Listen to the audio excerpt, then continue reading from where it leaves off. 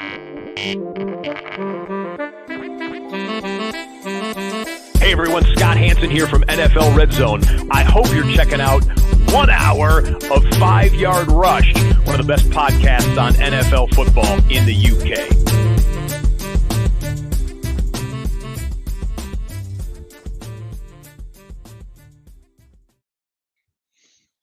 Hello, good evening, Rush Nation. We are here for the flagship show to look back at week 6 of the NFL in the bag. My name is Dan Hughes. I'm here now to guide you through this review. And I am joined by the ever-present 5-yard hero himself, Murf. Good evening, Murf. How are you? Hey, good evening, mate. It's good to have you here, and welcome to the flagship show. We talked about it last week that you would be here, and it's an absolute honour and a privilege, even if I get my words out, to have you here. How excited are you to be here?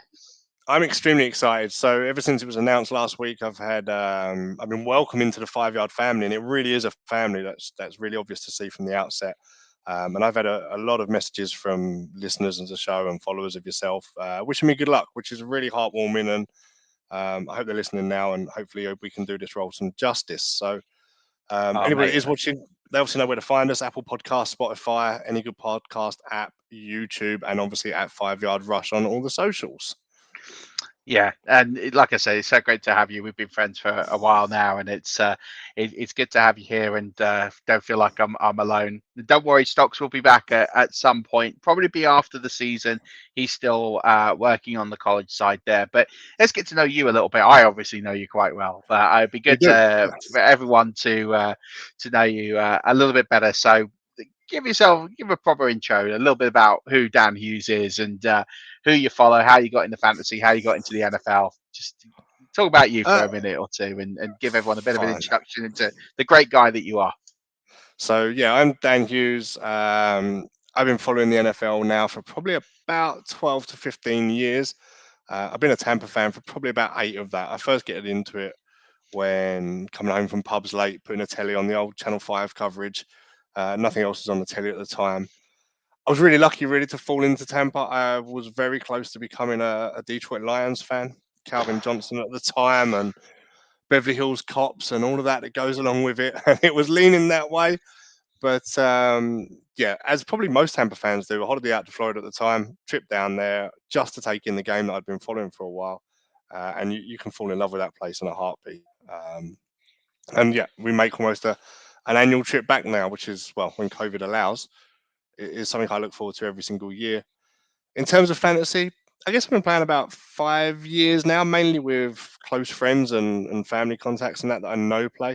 That really opened up last year, I guess, as it did for a lot of people. COVID, lockdown, everyone needed a new hobby, and fantasy just kind of exploded a little bit more into it. So it's something I've always followed, something I've always done. I'm really excited to actually really try and hone it a little bit further. So. Yeah, and listen, you've been a great part of the community the last couple of years supporting us, and you've earned your invites into Scott Fish Bowl, and Yes. so it's I'm 0-6. Listen, I didn't say I was good at it, did I? Well, listen, it's a tough league. You're playing against the best in the world. I never think it's a bad thing if you go 0-6 in a league like that, because it's so different. It's so out there, the scoring and formats and everything. Same with all these charity events. At the end of the day, the leagues you play in, you're going to have some that you're 0-6, and you're going to have some that you're 6-0. It's just about the way that you play the game, and you get enjoyment out of it. You got some tough people in your division as well, so it's I think no I'm shame. The 4th or 5th highest scorer, even sat at 0-6. So I've walked into some horrendous matchups, which happens in fantasy. It is, when you play the team you're playing rather than, how the team's constructed and who's about. So, yeah, I really bad luck on that one.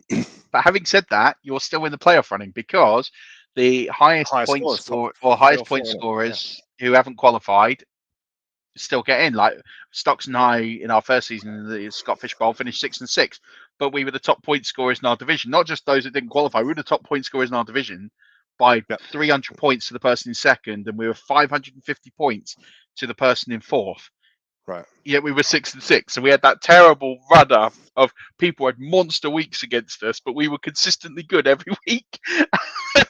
And it was just weird. And we got a bye. Like, 6-6 get a bye, and so you could be in that shout, close that gap a little bit, and you might get in there. But I've listened to a lot of Scott's shows and talks when he does it, and he's a big believer in points for and that actually rewarding good teams. The fixtures and the matchups that you have sometimes are chance in fantasy. Yeah. So I know he does believe in rewarding good teams, i.e. points for scored. So no, Scott Fishbowl kind of forgetting about. Moving on to FFCC, still going. Had a good week again this week. So yeah, that's it. You're crushing it. that's my I mean, focus now. most of us have been out of that or been knocked out of it, but you're representing the 5-yard family strong, and you had a good showing last year, if I remember rightly, or was it the year before? I got to this round last year, so yeah, it looks like I'm likely to progress from this round. So yeah, fingers crossed. It's the one league I haven't got to do nothing about. I draft it, forget about it. I'm doing really well. Well, there you go. You drafted well, my friend, and you're riding the wave. That's what it all matters. But it's good to have you here, and people get to know you over the coming weeks. And yeah, I've seen some of the messages that people dropped. It's amazing to see that you're so well. I mean, I knew anyway that you're so well respected, and it's good to have you here. We're gonna have a lot of fun over the next 10 to 14 weeks or however long this goes on until someone switches the lights off and kicks us out. It'll be the wife and the kids are asleep. Yeah, exactly. Repo boss comes along. Right, yeah, see you later. That's it. That's it. Anyway, we've got to pay some bills, so I'm going to hand this over to you. I'm not we doing have. this to start. So what we're going to cover this week, we're going to get through our reaction to week 6, things that surprised us, what we've learned. We're going to have a look at bounce back players for week 7. So those guys that have underperformed perhaps in week 6 or previous that maybe we're looking at that you can roster fairly confidently. I know Murf's come up with some stash plays as well, players that are pretty deep in rosters that could have an influence. If you're sitting on that bubble, if you are tied now at 3-3, 2-4 perhaps, that might make a difference to your lineups that can give that little playoff push.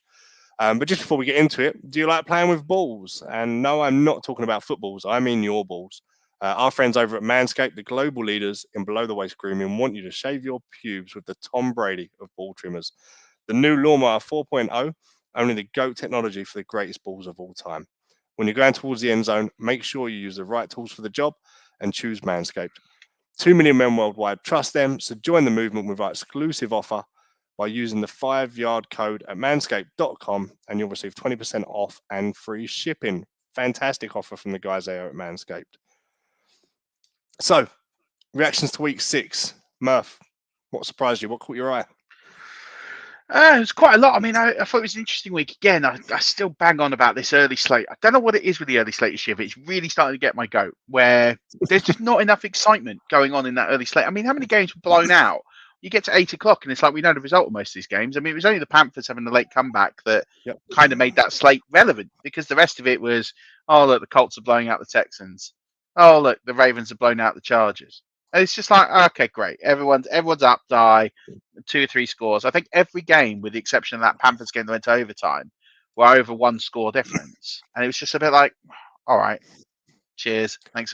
I'm not trying to be like naysaying about it and go, I mean, it's just a bit frustrating. Like, you want to see drama and action, but it's that later slate that's always seeming to provide it right now, even though it's less games. And I guess I just want to see a bit of a closer contest. But I think for me, the things that really caught my eye this week, I definitely thought it's a tricky one. I've been keeping an eye on Joe Mixon this season, and I was a bit unsure with the injury status. I thought, I knew he's obviously going to be a startable back, or he's going to be sort of a high-end RB2, maybe an RB1, and that's kind of where you drafted him. But 3rd game now this season. Don't forget he's missed a game, so it's 3 in 4 or 5 games that he's had 20 plus opportunities. That's the combined rushing attempts and targets this season, and that offensive line, which I think has been quite questionable in previous years, actually doesn't look too bad. It looks like they're really creating the holes and they're really exploiting them. And I look at Joe Mixon now and think, if he can stay healthy, and that's the only question I have of him, and this trend continues, he is going to be a top 6 back for the rest of the season, because the line is producing the holes. He is really making the most of them. He's got the utmost opportunity to do it. And you think of how many backs right now have the opportunity Joe Mixon has. You're looking at Ezekiel Elliott, Dalvin Cook, Derrick Henry. I'm kind of struggling. Maybe Darrell Henderson. Leonard Fournette, you could argue. Leonard Fournette at this stage. And that was, my but next that can point change in the next half a game. I don't think it will. I think now, I don't think it will. I think Fournette now is one of those players that you'd have to say is borderline bell cow. I mean, I looked at his usage: 22 rushing attempts, 81 yards, 2 touchdowns, 6 passes, 6 passes off 6 targets he caught, 46 yards.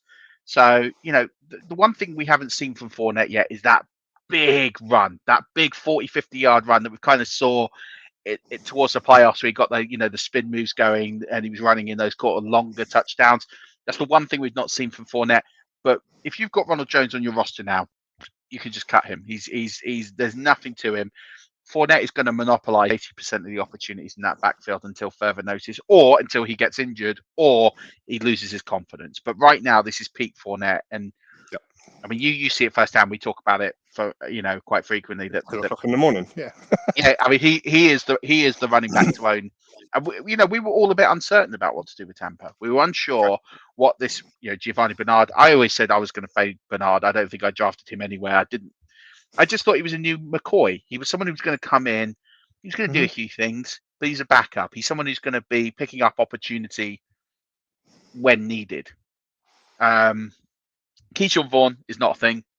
No. He's basically not even relevant anymore.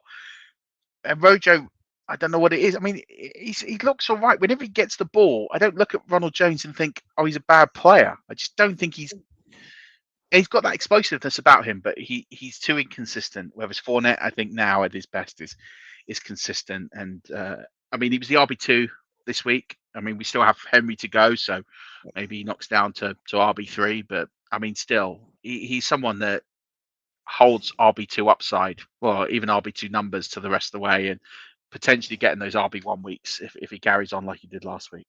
Which, with the injuries at running back that we've suffered across the league this year, where he was drafted is fantastic value upside for what you're getting for him. So, yeah, I want to go back to Joe Mixon. You started that conversation off before me and you obviously tended towards the Bucks, as I'm sure we're going to do and probably get moaned at many times. Yeah.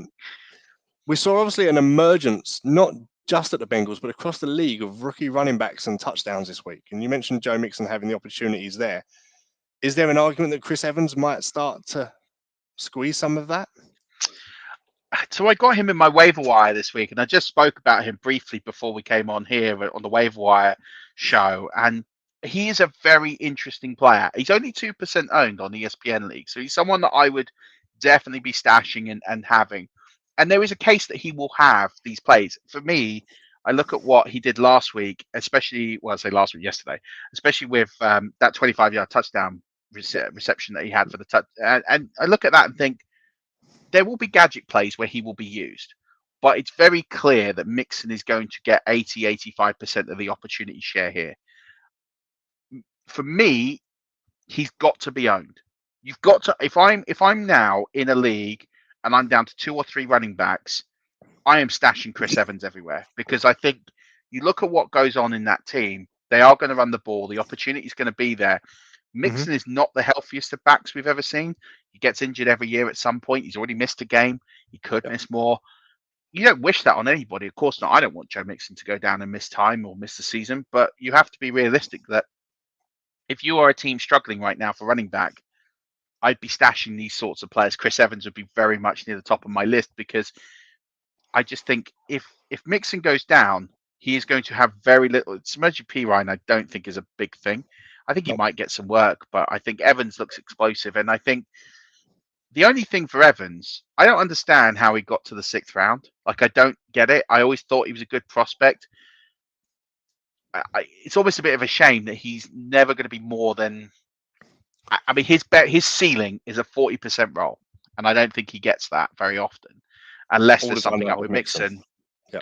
But I said he's injury prone, right? So yeah, but that's what I mean. That's what you're getting Chris Evans for. But I do think you see him get some touchdowns this year. I see him getting the odd touchdown every couple of games. You can see him getting a play like he did the other day and get there. But yeah, I don't think he's got a big enough standalone role right now. You say he has no relevance unless of an injury, but 2 other rookies that have got exactly that same opening, obviously Khalil Herbert and Chuba Hubbard. Both walked into places where they would be 2nd or 3rd backs at best, and now suddenly find themselves with a very, very big workload on their shoulder. Yeah, so Herbert's interesting because Herbert got over 17 carries again as he did a couple of weeks ago. What's more interesting is he got that first load with Damian Williams there, but Damian Williams got the majority of the sort of main opportunity, the value touches, as you'd like to call them. Whereas you're looking at this week, it was just him there. And what I like about him is, he can carry 20 plus times a game. He is very much what I'd like to call him now, and this is probably a little bit unfair, is David Montgomery light, in the sense of I think he is the perfect shadow guy for David Montgomery. David Montgomery's out, and you want a David Montgomery impersonator to come in. Khalil Herbert is that. Maybe that's not doing his entire skill set justice, but he's a downhill runner, powerful, great on the goal line, similar to David Montgomery. Right now, the next couple of weeks, I mean, it'd be interesting to see what happens with Damian Williams if he comes back, what kind of role he gets. Maybe they're 50-50. But I think Herbert has earned the right to get more touches. But I think with Herbert, what's different and why I think he's an interesting dynasty ad is I see games now where we know how valuable David Montgomery is. People sat there and slated him for ages unfairly. And he's proven that he's a good NFL runner. I'm not going to say he's the best NFL running back I've ever seen, but he's a very good running back. In games where Chicago, and I can't see this happening this season, but at some point Chicago get good with a different coaching system, and they think we're not going to give David Montgomery 30 touches a game or 25 touches a game. We're going to just keep him fresh. You can run Khalil Herbert and run exactly the same book and exactly the same scheme with exactly the same runner. Like you've got the same guy basically there, and it complements the offense. So I think there's a role for Herbert moving forward, even when Montgomery comes back. Is it going to be standalone enough to make him a flex play most weeks? I don't know, but it depends how easy they want to go on David Montgomery. They might shut David Montgomery down if the Bears are going to fall out of contention for the playoffs, which won't be very long. But I do think that Herbert is an interesting ad, and I would be adding him, especially for the next couple of weeks, but maybe beyond. He could have a role in this offense going forward. He looks very, very competent. Next week they do travel to Tampa, so it might not be the best week to play a running back against Tampa. No, but I think volume. Yeah, I agree with that. But I always think volume is a big thing, and I think at the end of the day, he's going to get 20 plus carries. Now, listen, he might go for 3 and a bit yards per carry, but and the difference in the two games. Against Vegas, he had a 53% snap share and 18 carries. And against Green Bay, he had an 89% snap share and only 19 carries. Only one extra carry, despite nearly doubling his snap share. In terms of his carries, he was over 5 yards a carry, which is a fantastic effort. You'd like to think 89% of the snaps should probably be up in the sort of mid-20s on attempts. Though I guess the game script being behind a bit for that took away from it. But if he can deliver 5 yards a carry, they're going to give him the ball. Yeah, but and also you got to look at how bad that Chicago offense is, right? You've got there Justin Fields is this is no disrespect to Justin Fields. I appreciate he's a new quarterback, he's a young quarterback, he's still plying his trade. But in the 4 games that he started, he's thrown for 2 touchdowns. He's got an average of 140 yards, 0.5 per game that he's throwing, and he's averaging 17 rushing yards. At the end of the day, Justin Fields is holding on the ball too long. He's taking too many sacks. He's indecisive. He's not going to throw the ball 30 times a game. We have seen this. So we know that in game scripts where, even if it's a negative game script, the only way that Chicago moved the ball was with the run. Against Tampa, that's going to be difficult. You're going to have to be a little bit creative. But we do know that Tampa, especially right now with that, when you've got the defensive backs that Tampa have got right now, which are effectively just guys that they're signing and trying to play, they're giving up too many pass interference calls. Now, if they just throw a deep ball and try and hope on one of those, that's going to be where Khalil Herbert's going to get his touchdown. Now, I can't see him making that many 80-yard drives, but if they can get those penalties, get those pass interference calls, Khalil Herbert really comes into play in the red zone. And that's where I think he is an interesting ad, because I don't see him getting 100 yards, but I do see him getting 70 and a touchdown. I mean, Myles Gaskin got 2 against the Buccaneers because similar plays. They got down into the red zone with pass interference calls.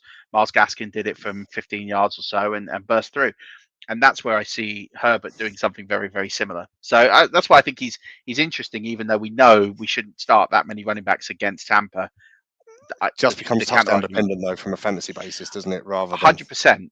And with that many players on bye this week, Herbert can still be a top a top 30. I mean, he's easily a top 30 option because I don't think there's 30 guys that you can start this So week. injuries and over buys, him. he's fit and playing. Stick him in. So Exactly that. I mean, I think if you got Khalil Herbert on, I mean, like, I haven't done my rankings for this week, but I can't imagine 24 guys I'm going to have over Khalil Herbert this week just on the volume alone. Like, I mean, we're talking about guys like AJ Dillon or Khalil Herbert.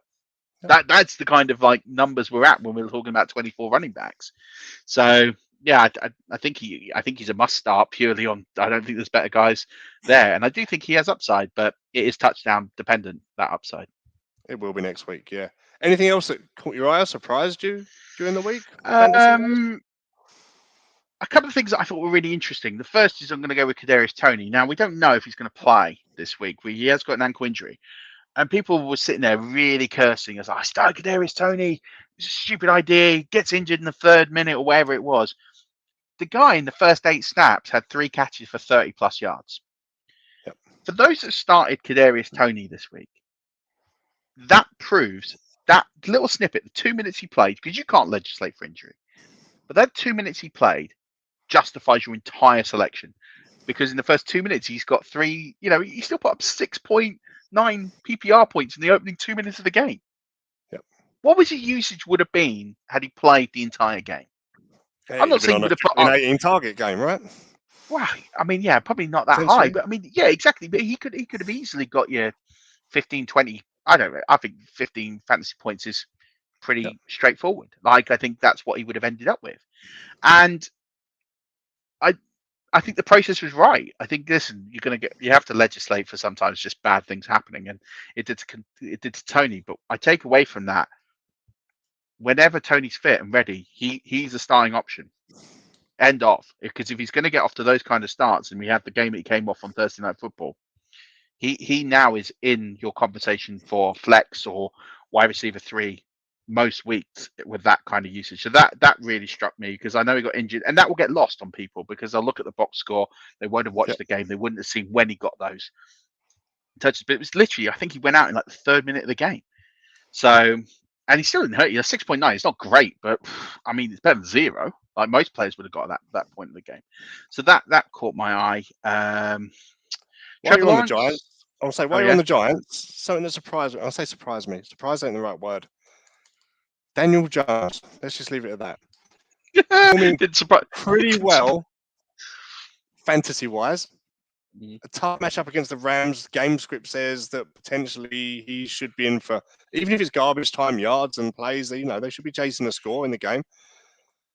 And he fell to pieces, or he Daniel Jones'd it, I guess. 3 interceptions, a fumble lost, 29 from 51, and 200 yards with no touchdowns was, I say, surprise wasn't the right word, I guess, but I mean, I question how healthy he was, but yeah, I don't think. Listen, I think he's been pretty good this season. But Daniel Jones is like Jameis Winston; he's going to have those games. He just, I sat here a couple of weeks ago and completely praised Daniel Jones for the way he played, and I think he'd be one of the best passers in the league. He gets that concussion last week. He starts to go a bit downhill. He lost the ball, and there isn't. I mean, I'm not going to sit here and defend Daniel Jones as this elite NFL quarterback, because until we see 2 years plus of that kind of production he put on in the first 4 games, then we can change that opinion and narrative that he turns over the ball a lot. But he wasn't quite healthy, and at the end of the day, he was playing the Rams, and that Rams D can do it to most teams. So I think it was bad. I think it was really bad. I question, was he 100% healthy? But let's just hope now that we just don't get this landslide of turnovers. I'd like him to control the ball better. My biggest issue with him is the strip sack fumbles. Like, when are they going to go? On the odd play, an elite defender is going to knock the ball out. You can sit there and swallow it all you like, but that ball security has been questioned for 2 years now, and he's now still losing the ball there. He needs to eat those sacks better. So Week 7, tough game against Carolina as well, with that young, hungry, aggressive defense they've got. Yeah, but they're not the Rams, Steve, so you would hope that they would be slightly better and improve.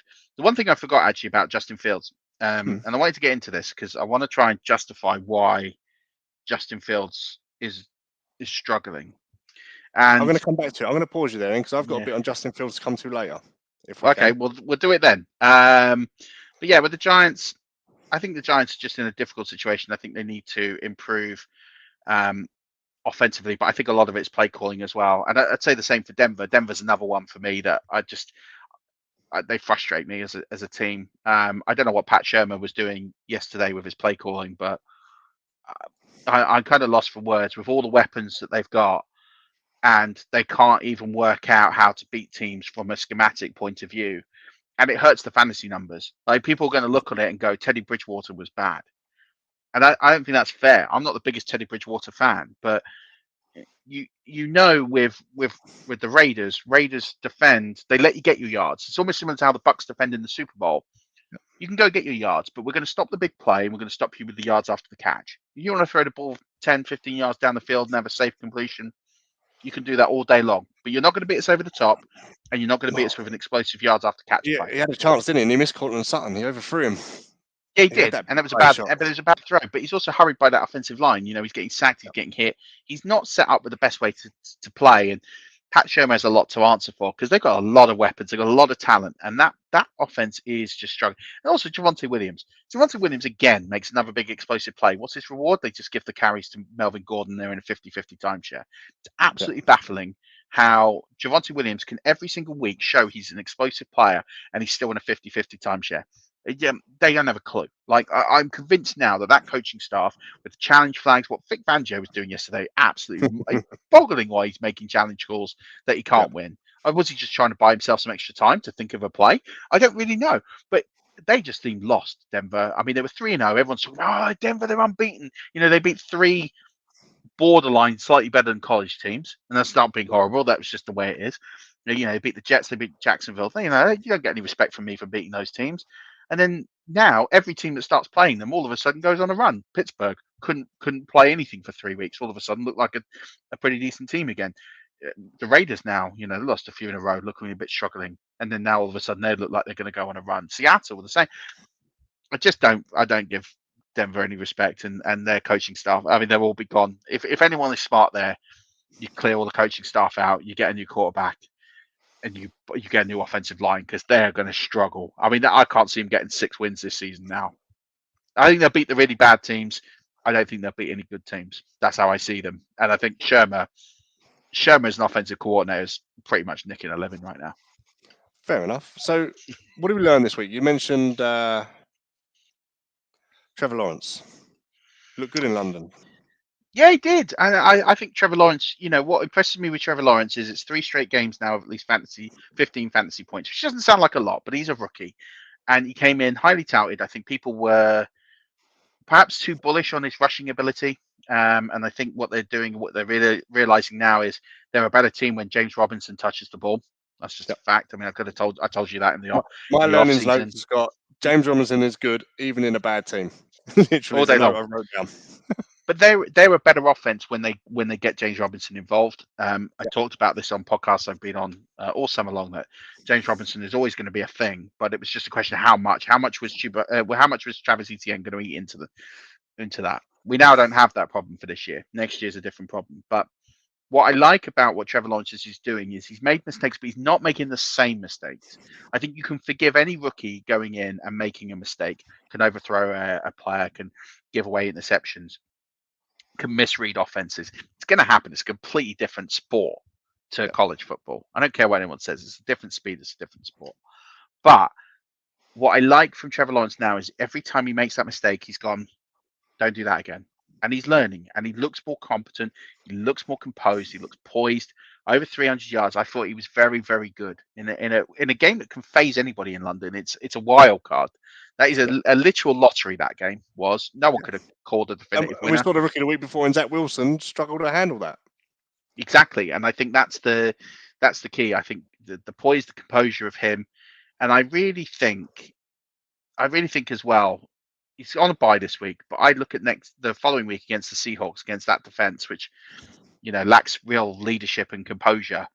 Mm-hmm. Wouldn't shock me if he went and had a good game in week 8. So I think for me, Trevor Lawrence is that sort of in that 12 to 15 range of quarterbacks for the rest of the season. I really like what he's doing, and he's getting better every single week, which is what you want to see. And I think I'd look now at those rookie quarterbacks and have this view of I 100% see why not only he's one overall, but I think he's the best of the bunch, and he's showing that with consistent progression, which I can't say about the others right now. It's hard, isn't it? Because the expectation of him being so good coming from college into the NFL is there. But I guess you need to remember is that he went number one to the Jags, and the Jags were number one pick for a reason. They ultimately wasn't a very good, and probably still aren't, a very good football team. And one player doesn't change that, regardless of how good said player is. So there are signs of improving. They brought in Marvin Jones, who looks steady and looks trusted. Incredibly underrated fantasy-wise for my liking. 100%. James Robinson is delivering now 5 touchdowns in his last 4 games. It looks like they're figuring out how to start using him. If they can get Robinson going, it will buy more time in the pocket for Trevor Lawrence, and hopefully all they've got to do now is figure out Laviska Shenault, I guess, because who knows what they're going to do with him. Well, it's interesting you say that. He had a sort of not career high, but a season high, 85% of snaps, ran a lot of routes, highest Dropped a lot of season balls, amount of routes he ran. Yeah, exactly. He did drop some balls, but he is getting utilized more in this offense. They are finding ways to use him. And I think the key piece to this is the piece we haven't talked about, which is Dan Arnold. They traded for him. And I think that's giving Trevor Lawrence just a little bit of extra security across the middle. Now, Dan Arnold didn't set the world alight with his numbers yesterday, but he was there, he was available, he blocked quite a lot. He was a pretty steady hand, but he's had 13 targets in 2 games since they've traded for him. There is clearly a plan to get a tight end involved, quite a big, strong tight end who's going to hold up traffic, who's going to block, but more importantly, he's going to be that security blanket over the middle. Because I look at where they are now, and especially losing DJ Chark. They don't have a lot over the middle. If you look at Lamar Jackson, when he was struggling as a passer, he was always over the middle. In fact, it's still his favorite route is over the middle. But to get going, to get that confidence, was completing the passes over the middle. At the moment, you've got Shenault and you've got Marvin Jones. You don't really have that route over the middle. And I think because the early part of the season, probably him coming out of the backfield, right? Well, 100%. And I think that was why they were going to play, which is what I always saw him was that option across the middle. And I think James O'Shaughnessy goes down. He wasn't the right guy anyway. I think that's why they traded for Dan Arnold, was the thinking, right, we've got what we've got. We will get some plays over the middle to James Robinson, but it's an obvious option. We need that second option to Trevor. And I think this is where you're going to start to see Trevor Lawrence get even more confidence. He's got more weapons, more targets to aim at, and he'll be a better player as a result once he's really figuring out how these defenses are lining up against him. So I think the Jags are onto something. I look at them every week. They're getting progressively better. They're not so much of a joke as they were in the first couple of weeks of the season. They do look like there's a little bit of momentum there. Even close loss to Bengals. Got this big win now. That monkey of 0-21's off their back now. They can start to move forward, and I think you'll see that after the bye. Fine. Statistical trends. What is carrying on through 6 weeks? Now, I've got on my notes, and I know you've said this before, Bears throwing for 150 yards a game cannot sustain a quarterback and 2 receivers, Allen Robinson and Darnell Mooney, that people expected things from. I held you back earlier from mentioning it. The Bears did 174 yards off 16 throws last week. What have you got for Chicago? Because I know you want to go at Justin Fields. Go on. Oh, I don't want to go Justin Fields because I like Justin Fields, but you're starting to see this picture of, and this is not, I'm not trying to judge him on, you can only judge him on what we can see. And I think a lot of it is to do with Matt Nagy. I'm not going to sit here and place the scheme. I'm not going to place all the blame at Justin Fields' feet here because I think he's set up to fail. I said that a few weeks ago. I've seen nothing to convince me otherwise. But the one thing I am going to get on Justin Fields for is on Next Gen Stats, there is a metric measured for aggressiveness. And what that is throwing into tight windows. So that is throwing into coverage where there is at least a defensive player within 1 yard of where the ball is received by the receiver. Mm-hmm. Now, best quarterbacks in the league, Patrick Mahomes he's at about 8%. You're looking at Tom Brady's around about 10, 11%. Most of these top quarterbacks are hovering between sort of that 10 and 13%. Some might go out to 15%. Now, leading this metric is Justin Fields, and he's throwing it into traffic 24.2% of the time. So basically 1 in every 4 balls he's letting go, he is throwing that into traffic, into where there is a receiver, a defender within 1 yard of the receiver. Which means unless the receiver is going to make an explosive play, maybe turn, pivot, put him on the ground, there's no yards after the catch. Your risk of interceptions, he's thrown 3, which isn't an astronomical amount in 4 games. So he is throwing it reasonably accurately, but you're leaving opportunities for balls to get batted away, for plays not to be made. That is a shocking statistic. 1 in 4 he's throwing into traffic. It's not sustainable. And I don't know if he's throwing it in there because he's struggling with reads and progressions, or if he's just not got the ability or confidence to go away from the design play. I don't know Or is it the why. receivers not having the ability to get open, perhaps? Well, they're running the routes that are prescribed. So I look at Allen Robinson, for example. I couldn't say that Allen Robinson's running a lot of bad routes. If you look at his intended air yards versus, yesterday, for example, he had over 200 air yards, but he only caught 66 of them receiving. Like, at the end of the day, there's so much of it that is within the receiver's control, and I would be loath to blame a player of Allen Robinson's caliber for not running a lot of the correct routes. You could say that if that happened once or twice, you go, yeah, sure, every player does it as a misread. We've seen Mike Evans do it. We've seen a lot of elite players run the wrong route. It happens, but that frequent 1 in 4 throws and he's into traffic, that says to me one of 2 things: either his receivers aren't fit and therefore aren't getting separation, which I find hard to believe, or that he's struggling with progressions. So they've got a design play and he's literally following it to the letter. And he's like, right, you're going to throw to Allen Robinson on a slant route, and that is where you're going to go. And he's struggling to pick out an alternative play. It's all pre-scripted. And because he's holding on the ball too long, time to throw is quite high. It's about just under 3 seconds, I believe. What he's doing is he's not giving himself, either he's struggling with all those progressions and he's like, I don't know where to go there, or he's just like, I'm just waiting for him to finish his route and I'm going to hit him on his mark. Either way, it's a lack of decision making. He's getting too many sacks as a result of that. I blame the coaching more, but I would like to see Justin Fields come out and be a little bit, a bit more electric. I want to see him take the offense by control and use his legs, and to actually just say, do you know what? I'm throwing it there because I think that's the best place to put the ball. And I don't think he is. I think he's very much under lock and key. And it's a shame for him. But I think sometimes he's just got to go, I'm the one on the field. I can see the field better than the coaches. I've got to sometimes make my own decisions. Yeah, and we've already mentioned his next game is Tampa Bay. So if there's ever a chance where his receivers should be open, and if he can get through those reads, he should have a very poor Tampa secondary at the minute that he can prey on, because they're not going to be able to run the ball. He's going to have to throw it. It is the way to score points against Tampa. You'd like to think this is a week for him to step up and actually show he deserves to be here and have that jersey. Well, what have they got to lose? They're going to go into that game as anywhere from like 8 to 12 points underdogs. They're playing the Super Bowl champions. What realistically do the Chicago Bears have to lose just to go for it? Not a lot. All right, we know this Tampa Bay's good. We know they're going to get turnovers. Fine, but at least you go down fighting. This morbidly slow and zombie-like offense is single-handedly one of the worst offenses I've ever seen in the NFL. Because, and listen, I don't think the Lions are a good team. In fact, I think they're the worst team in the NFL. But the one thing I will say about the Lions, even with Jared Goff, and that decision yesterday to throw the ball away on 4th down might be the worst thing I've ever seen. Because you're just basically, that says to me, I quit. I've just done. Why are you throwing the ball away when the defense can do it? But exclude him, the rest of that offense is really trying. It's talent devoid, but it's trying.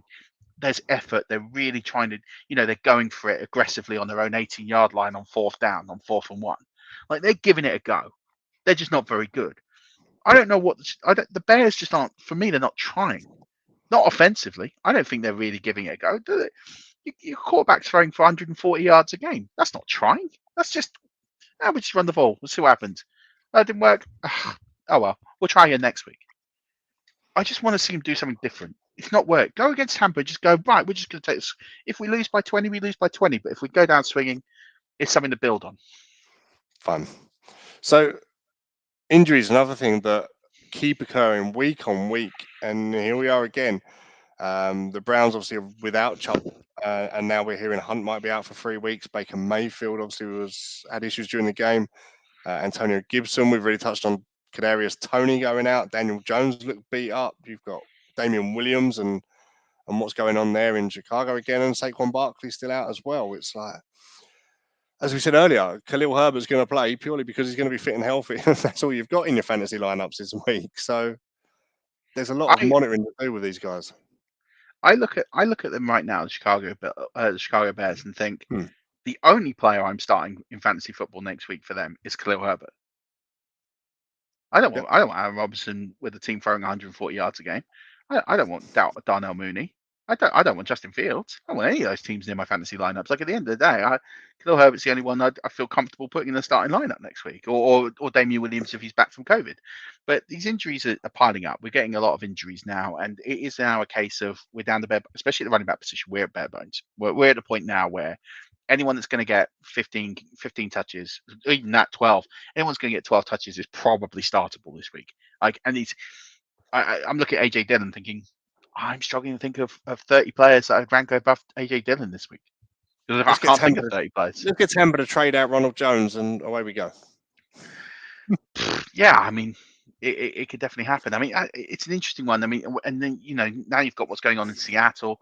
There's talk that Cam Newton is someone they're interested in, and maybe they sign him over Geno Smith. And then what does that mean? Does that mean Russell Wilson's going to be out longer than we think he's going to be out? There's so many different injuries in so many different places. We've got Christian McCaffrey on IR. Yep. You got players beat up everywhere, and I think it's going to be week 7. The good thing about week 7 and all these teams on bye is the Austin Eckler's of this world, the Zeke Elliott's. They're going to get healthy now. They've got a week now to really sort of put these things behind them and get healthy. And over the coming weeks, we're going to get some players who need some rest, get some much needed rest. But in the meantime, we've just got to find these stop gaps. And I mean, it's hard right now. It really is hard to look at what's going on. But I think that it's a we just have to pick. We have to play the game. We have to pick players who we think can just do something out of nothing. And I look at players who are just sort of trending up. Their usage going. Someone like Rashad Bateman. I look at him yesterday. 6 targets on NFL debut off the IR, and I think that's a player I want as much of as I can. And I think we're going to get to stash plays in a minute. I think it's using some of those guys, and it's just being a bit smart and taking risks. Khalil Herbert, I think he's only available in 40% of leagues, but if he's there, you got to put some coin down, 25-30% of your fab. Yes, he's got a short roll. Yes, it's only going to go for a couple of weeks, but if you haven't got anyone till week 10, I don't think there's a better option right now on the waiver wire. Chuba Hubbard the same. Chuba Hubbard's there. He's got to be worth half your fab. You've got to throw it in. You've got to take some risks because these guys are going to be relevant. And we talked about Chris Evans. He's someone you just got to go and buy now for next to nothing while he's still cheap. Because if Joe Mixon goes down, you've got that handcuff. I sold him for a third in Dynasty this week. See, yeah. I get it, but third round picks don't mean enough. That's the problem. If you got a second, I'd have gone, I'd have done that. A third, I just think, is anyone good in the third round? Especially the third round next year. I don't think there'll be anyone in the third round I'd be remotely interested in. I think there's about 15 players in this class I'm bothered about. But yeah, it's going to be an interesting couple of weeks. These buys are going to hit hard, and there's a lot of tough decisions to be had. But just watch those injury wires, and we'll keep you updated as much as we can. So instead of looking back to week 6, let's turn our attention and look forward to week 7. We mentioned buys: Buffalo Bills, Dallas Cowboys, Jacksonville Jaguars, Minnesota Vikings, the LA Chargers, and the Pittsburgh Steelers. That seems like a fantasy minefield having all 6 of those out at once. So what players are we looking to bounce back? We've mentioned players that have underperformed. Antonio Gibson, perhaps, you've said, didn't perform in week 6. You've lost players now to those on buys. Who are we hoping has a big week and steps up to be counted this week for us? So I looked at someone like DeAndre Swift and Antonio Gibson. Antonio Gibson's got the shin injury. Keep an eye on that. If he looks any healthier than he did last week, he'll bounce back. DeAndre Swift didn't have a good game, but it's very clear if he has a bad game, that offense is mute. It doesn't work. So they're going to have to find a way to get the ball to DeAndre Smith more. And I think Dan Campbell is smart enough to realize that. Some really interesting things I picked up this week is, and I mentioned this last week, but it's actually gone even more so. Chris Godwin on the stat box didn't have the best of weeks. He ran hard. He did everything he needed to do, but it just didn't go his way. The touchdowns went to Mike Evans and they went to Antonio Brown. Now, the one thing about Chris Godwin that I find absolutely fascinating, and this completely shocked me when I looked at this, is he's the number one receiving number one receiving player in the red zone this season. He's got 10 grabs from 12 catches, from 12 targets. He's got 2 touchdowns in that time, which is interesting. But he's got 10 receptions in the red zone, but only 2 touchdowns. Only one of those was inside 10, and he's got 3 of his 10 receptions inside the 10. So it says he is that threat in that intermediary range, that 20 to 10. He's got 7 grabs in that range, which is more than any other player. He's got more red zone grabs than any other player in the NFL right now.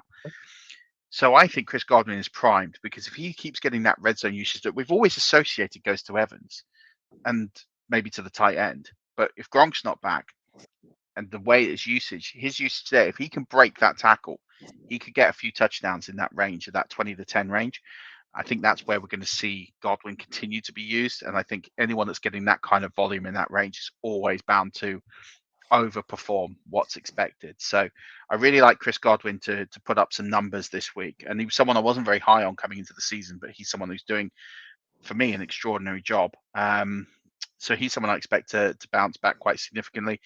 We talked about Fournette, and I know he had a great week last week. He's actually now 7th in terms of total attempts in the red zone as well, which again isn't something that we associate with the Buccaneers that much, a strong running threat, but 7th out of all running backs running the ball down there. And he's got just the 1 touchdown there. I'd expect that to increase. I don't think it's all going to go to road.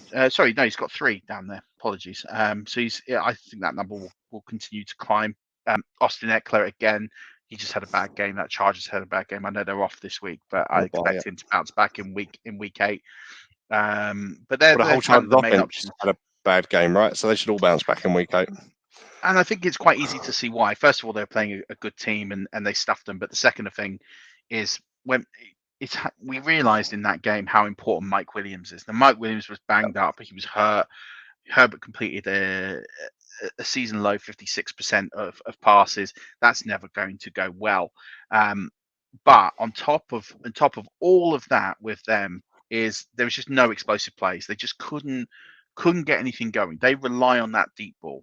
If Mike Williams is hurt, they're relying on Justin Guyton and a few others. Or Jalen Guyton, sorry. So look, Mike Williams is so important. If he gets healthy in week 7, that Chargers offense will be flying in week 8, because he's been one of the standout players of the season. So I do think that's one I would be watching and keeping an eye on, as well as I'll also be keeping an eye on players like Rashard Bateman, Jamar Chase, who's on a really insanely good pace right now. They're players I'd expect to really pick up and someone like Jalen Waddle and Mike Gesicki did well in London, and they've got a poor Falcons defense this week. Yeah, definitely potential plays. We have to see the status of Parker, but yeah, it seems to be that there's no run game going on in Miami right now. So, yeah, I'd be having parts of Jalen Waddle. I think my only worry with Waddle is he's not getting those big explosive plays. I think his longest play yesterday was like 14 yards. It's a bit of an issue for me. I want to be seeing, but everything else is trending in the right direction. Usage, snap share, target percentage, all of that's going right up for Jalen Waddle. I just want to see an explosive play now. I want to see a 30-yard, 40-yard, 50-yard play from him, which is not something that we've seen yet this season. I think that's what he's missing from going from a low-end wide receiver 2 to a high-end wide receiver 2. Fine. So going into week 7, we said buyers, injuries, killing us. You're sat at 2-4, 3-3. You're on that playoff bubble. What kind of players should we be looking for on this waiver wire? I know you do a waiver wire show, but who are we looking at to make a difference? Those deep sleeper guys that can help us out potentially. Yeah, so I think right now you need to have a think about where your team is deficient, and I've got some guys in every position. So if you're deficient at quarterback right now, if Ryan Fitzpatrick is on your waiver wire, which I think he'll be on more waiver wires than we would probably expect at this stage, he is someone for me who I'd be trying to get at, I wouldn't say at all costs, but he's someone I'd be willing to put quite a significant amount in. He's 4.8% owned, so he's available in almost every league. Now, Taylor Heineke's not done enough to keep this job. I thought Taylor Heineke would keep this job, but yesterday kind of proved to me he's gone. And, they're on bye after this, so we're looking at they're playing this week. They're on bye. I think Fitz will be back for week 9. I think that's where I look at them and think you could get him now for $1. Nothing, probably. Probably don't even have Mhm. to waste a waiver priority claim. People have forgotten about Ryan Fitzpatrick. But I look at players on the waiver wire right now at quarterback and think, who is someone who's going to give me a 25, 30-point week, a really big week that can win me a matchup? I think he's it. I think that him and Matt Ryan are probably the only two players I could look at and say, yeah, I think they could put up a really, really big week. I think they will definitely do a job.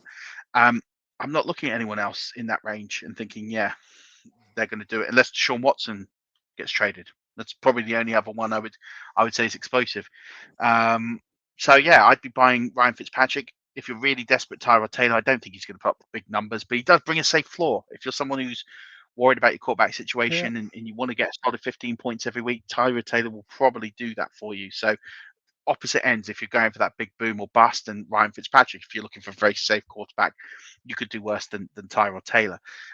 Looking at running back, I mean, really, to be honest, anyone with a pulse will probably get a look in right now. I think you've got to own, you got to own the premium running backs team. So players like Pollard would be probably well owned. Matson would probably be well owned. All those sorts of players would be well owned. So I'd be You're going to be looking looking at at what? Chris. DJ Dallas type players at Seattle. Well, Alex Collins, I would say, is still the one there. Well, It looks like he. But I'd be owning Carlos Hyde if I could. Chris Evans. I know they're not sexy picks. They're not sexy names. They're not names that are going to get you out your seat. But if James Robinson goes down and they're so heavily run dependent, who else is going to run the ball there? Yep. It's not going to be Doro Ogunbowale. I know that for sure. It's going to be Carlos Hyde. Carlos Hyde is going to get the work. So I'd be gambling at this stage. I'd be gambling at situations where if the lead back gets injured, getting that serious player. This week, Dearness Johnson, it looks like Chubb's not going to go. We already know Hunt's not going to go. Who's going to be the lead back in Cleveland this week? It's going to be Dearness Johnson. He's going to be the lead back. Felton. Yeah, I looked at his usage and I just don't. I mean, they could go 50-50. They really could. It could be a gamble. Maybe you pick up both. But for me, I look at Dearness Johnson, look at his running style. I think he's a better fit for a bulk load than I think Felton is an explosive guy. I think he's someone that you'd have maybe in the sort of he's like the Kareem Hunt, whereas I would say Dearness Johnson is more than Nick Chubb. He's more of a catching back, I think. Felton has got that potential there, and if they like to do that, so they could play both. They both could be primed for a relevant role. So yeah, that's for sure. And I'm guessing they've got a wide receiver on the Browns as well that could be a standout. He did very well this week as well. Donovan Peoples-Jones. Yeah, I mean Donovan Peoples-Jones is. Listen, his stat line inflates his value. He caught a Hail Mary pass. He caught 4 passes. One was, and most of them are from that Hail Mary pass. I think a lot of people. I said it's in the Dynasty show. It's a Dynasty ad all day long. It's a season long with a banged up Baker Mayfield who's already hurt and already a run first offense, and OBJ is still fit. And then we've got Jarvis Landry coming back. He could be a flash in the plan for the week, but he's not someone long term for this season.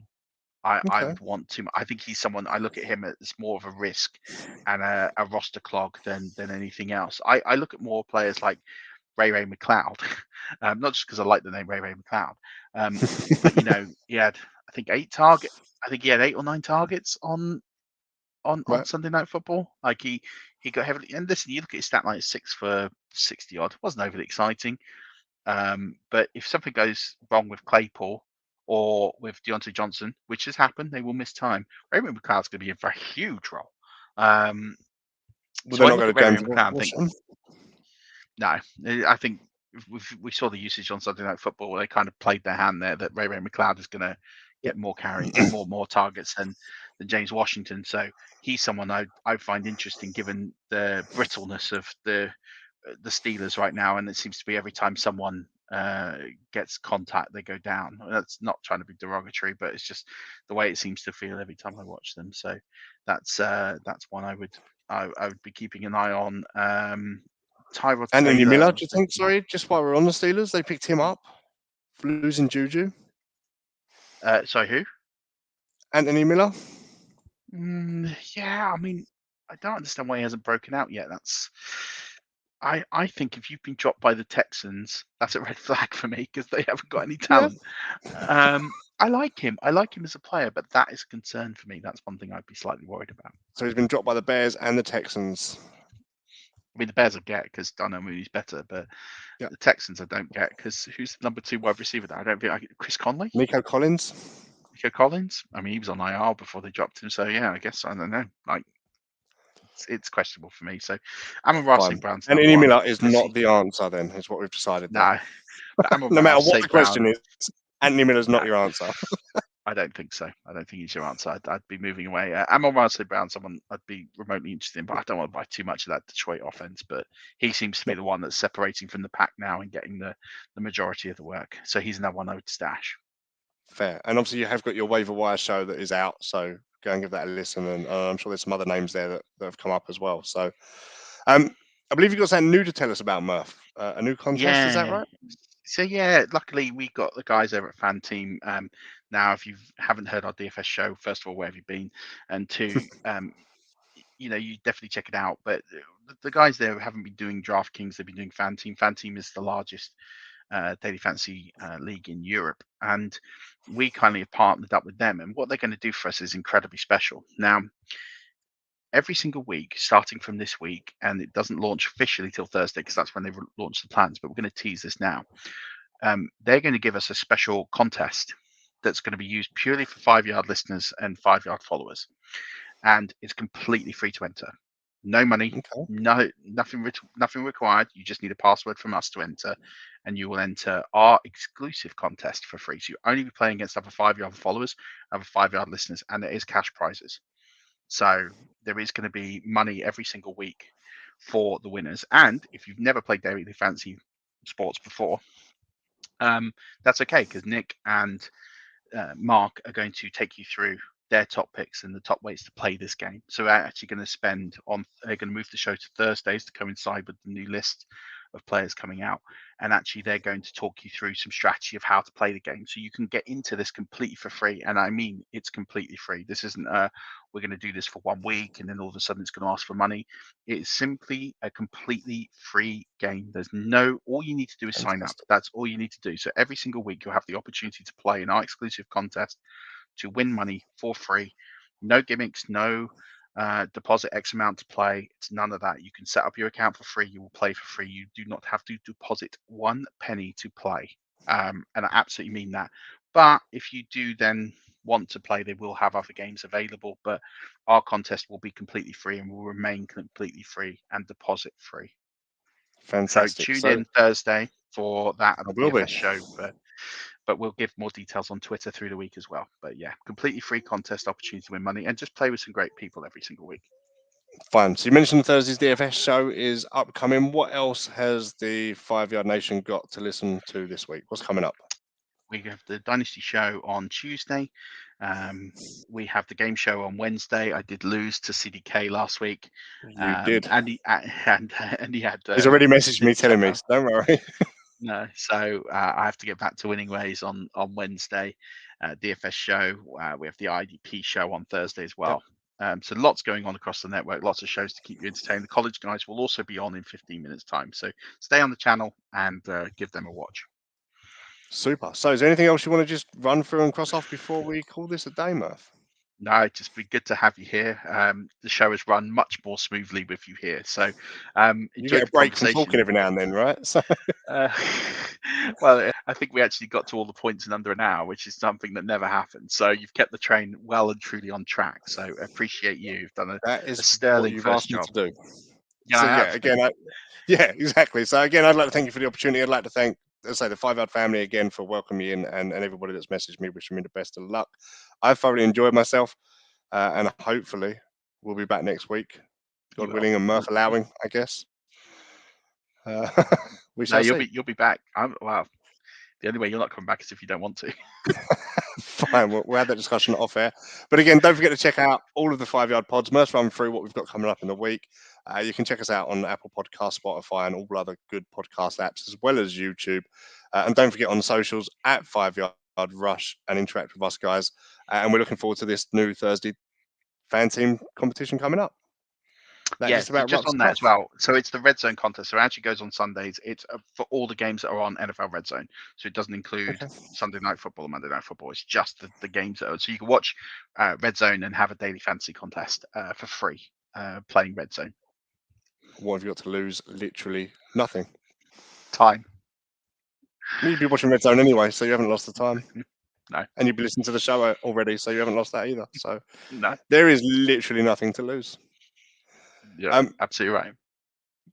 I think we're going to call it a day there, are we, Murf? You all happy? Yeah, it's been a good show. Enjoyed it. Keep I've interacting. enjoyed it. Drop Dan some messages of support as well, because he hasn't had enough. Cheers, guys. Cheers. So thanks very much, and we will be back next week. That's it. And until then, don't forget, as always, keep rushing. Well done.